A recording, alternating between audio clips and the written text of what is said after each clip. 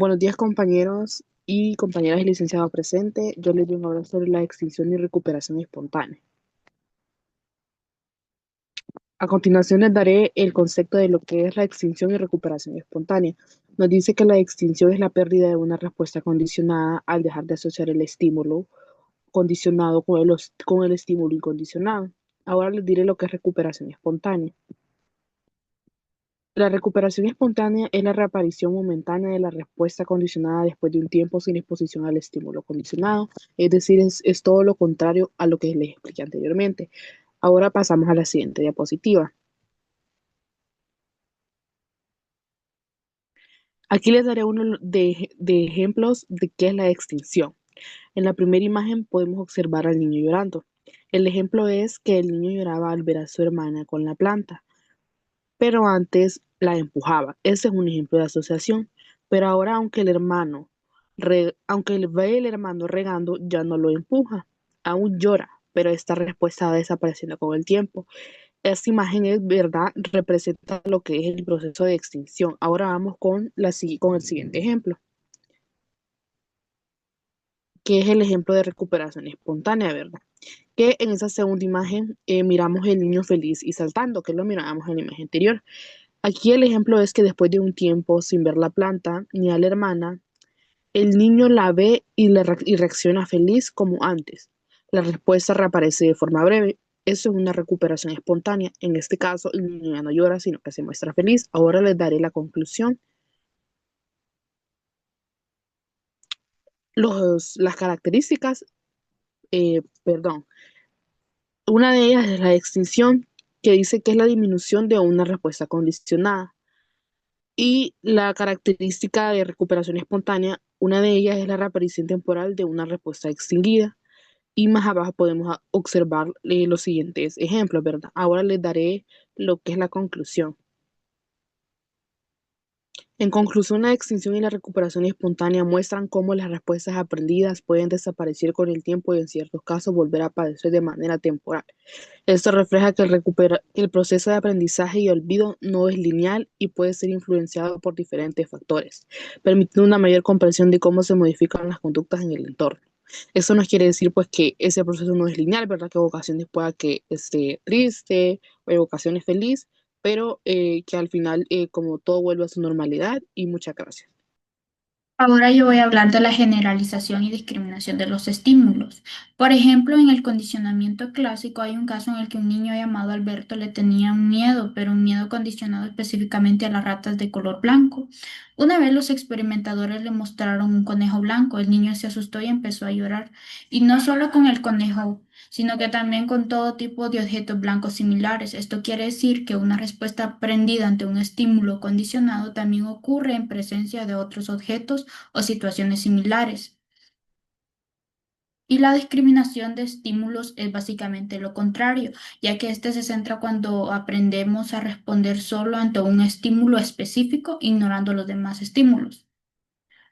Ahora en el condicionamiento operante es cuando un mismo estímulo produce respuestas que son diferentes, pero similares a las que fue enseñada.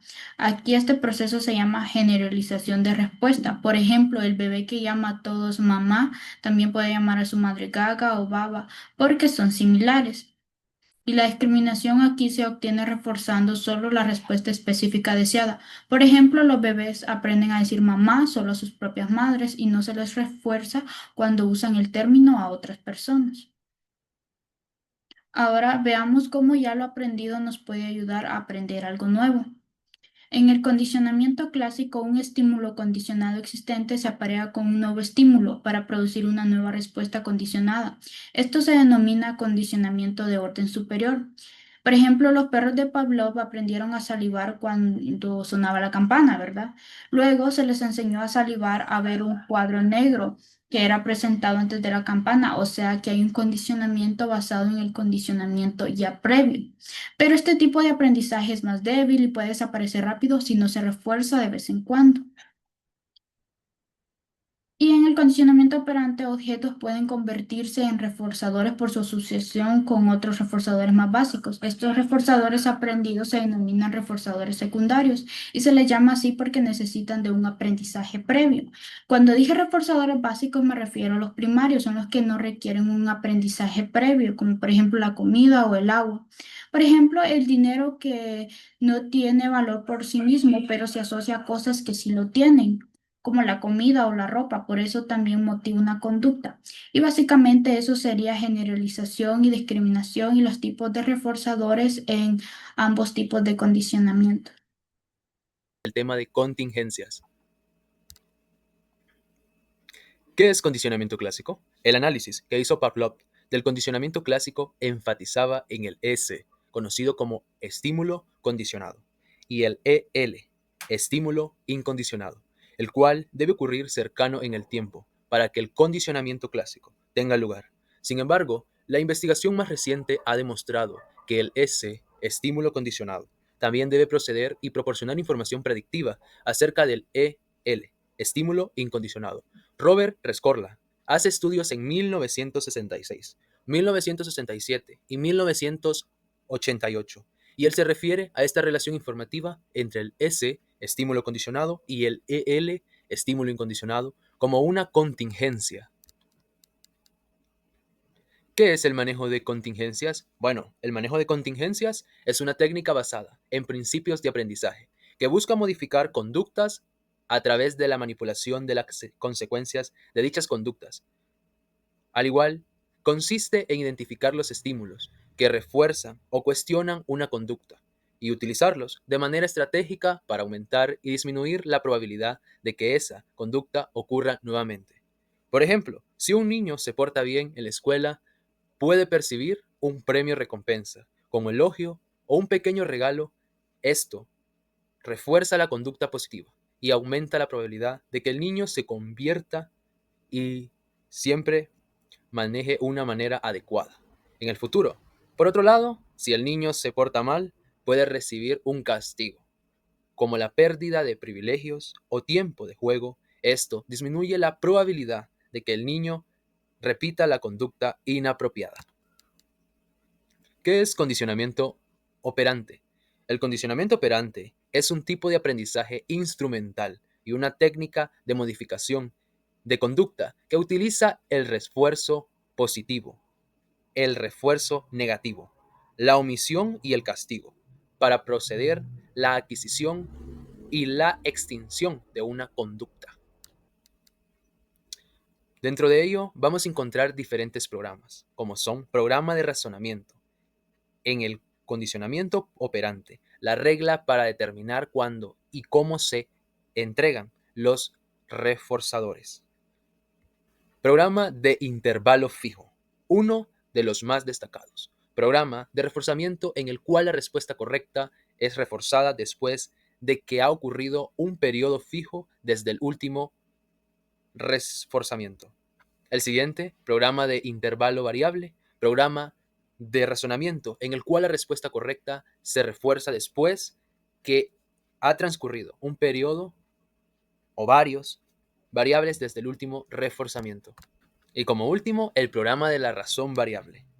A pesar que es el último, pero no menos importante, este programa de razonamiento y reforzamiento, en el cual debe ocurrir el número de variables de respuestas correctas antes que se presente el reforzamiento. Vamos a ver qué es evaluar y ajustar el manejo de contingencias. El manejo de contingencias no es una estrategia estática, sino que debe ser evaluada y ajustada según sea necesario. Es importante monitorear y evaluar reglamentemente los resultados para determinar si las contingencias están teniendo el efecto deseado. Si no es así, se puede realizar modificaciones, refuerzos y castigos, o incluso en las conductas objetivos. Continuando con el tema de reforzamiento, hoy conoceremos sus diferentes tipos. El reforzamiento continuo. Este tipo de reforzamiento se da cuando cada vez que se realiza una conducta deseada se entrega una recompensa. Es ideal para establecer rápidamente nuevas conductas, ya que el refuerzo inmediato ayuda a que el comportamiento se repita. Sin embargo, si el esfuerzo deja de presentarse, la conducta tiende a extinguirse rápidamente. Programa de razón fija. El razonamiento se entrega después de un número determinado y constante de respuestas correctas. Este patrón genera una tasa alta de respuestas, pero generalmente hay una pausa después de recibir el refuerzo. Es útil cuando se quiere motivar constante con metas claras. Programa de razón variable. Aquí el reforzamiento se da después de un número cambiante de respuestas. Como no se sabe exactamente cómo llegará el refuerzo, las personas tienden a responder de manera constante y con pocas pausas. Este patrón genera una conducta muy persistente. Programa de intervalo fijo. El refuerzo se entrega después de que ha transcurrido un tiempo fijo, independientemente de cuántas veces se emita la conducta durante este periodo. Las respuestas aumentan conforme se acerca el momento del esfuerzo. Programa de intervalo variable. Aquí el reforzamiento ocurre después de intervalos de tiempo variables, dado que el momento exacto del refuerzo es impredecible. Se mantiene una tasa constante y moderada de respuestas. Comparación de los patrones de respuesta. Razón fija. Respuestas rápidas con pausas después del refuerzo. Razón variable. Alta tasa de respuestas continuas sin pausa. Intervalo fijo. Las respuestas aumentan justo antes del refuerzo. Intervalo variable. Respuestas constantes a lo largo del tiempo. Recapitulación. Los diferentes programas de reforzamiento afectan la forma en que aprendemos y respondemos. Entender cómo funciona cada uno nos ayuda a mejorar la motivación, el aprendizaje y la productividad en la vida cotidiana. Para terminar con una pequeña conclusión, el reforzamiento influye en cómo actuamos y aprendemos. Conocer sus tipos nos ayuda a entender mejor nuestra conducta y a usarlo a nuestro favor cada día. El día de hoy les voy a hablar sobre el aprendizaje latente y los mapas cognitivos. El aprendizaje no siempre es observable de inmediato. A veces adquirimos conocimientos y habilidades que solo se manifiestan cuando los necesitamos. Este fenómeno es conocido como el aprendizaje latente, que fue estudiado por Edward Tolman y su equipo, quienes demostraron que los organismos pueden aprender incluso sin esfuerzo aparente. Este tuvo un desarrollo y fue un experimento, el cual fue el experimento de Tolman y Hoxic en 1930. Este tuvo como objetivo investigar si las ratas podían aprender un laberinto sin esfuerzo. Este se dividió en 3 grupos. El grupo 1, el cual era recompensado cada vez que completaba el laberinto. El grupo 2, el cual nunca recibió una recompensa. Y el grupo 3, que no recibía recompensa inicialmente, pero sí a partir del día 11. ¿Cuáles fueron los resultados de esta investigación? Pues el grupo 1 mostró una mejora constante, el grupo 2 tuvo un desempeño muy pobre y el grupo 3 al introducir la recompensa en el día 11 mejoró rápidamente igualando al grupo 1. En conclusión, las ratas del grupo 3 habían estado aprendiendo el laberinto, que es el aprendizaje latente, como anteriormente lo había mencionado, pero solo demostraron su conocimiento cuando hubo un incentivo. Ahora les voy a hablar sobre los mapas cognitivos, los cuales Tolman propuso que las ratas desarrollaban un mapa cognitivo, que es una representación mental del laberinto, no solo respuestas automáticas. Esto contrasta con la visión conductista de que el aprendizaje se basa en asociaciones, estímulo-respuesta y, por ejemplo, las ratas podían tomar atajos o cambiar rutas si el laberinto se alteraba, demostrando flexibilidad en su aprendizaje. ¿Cuáles fueron las implicaciones de este método? El aprendizaje no siempre requiere un esfuerzo inmediato. Los organismos hacían una representación mental de su entorno, lo que les permitía adaptarse a situaciones nuevas. Este enfoque sentó las bases para la psicología cognitiva, que destacó la importancia de los procesos mentales internos. En conclusión, el trabajo de Tolman mostró que el aprendizaje más allá del conocimiento incluye la construcción de mapas mentales. Este hallazgo fue crucial para entender cómo los seres humanos y otros animales analizan la información y la usan de manera flexible en contextos cambiantes. Yo les voy a hablar sobre el ensayo humano. El ensayo humano es la capacidad de comprender repentinamente cómo resolver un problema sin necesidad de seguir un proceso de ensayo y error. Se trata de un aprendizaje súbdito en que la persona integra conocimientos previos y experiencias para encontrar una solución nueva creativa. Es como tener un momento cuando de pronto todo cobra sentido. Algunos ejemplos están en el experimento de Kohler, que durante la Primera Guerra Mundial usó chimpancés en jaulas con plátanos fuera de su alcance.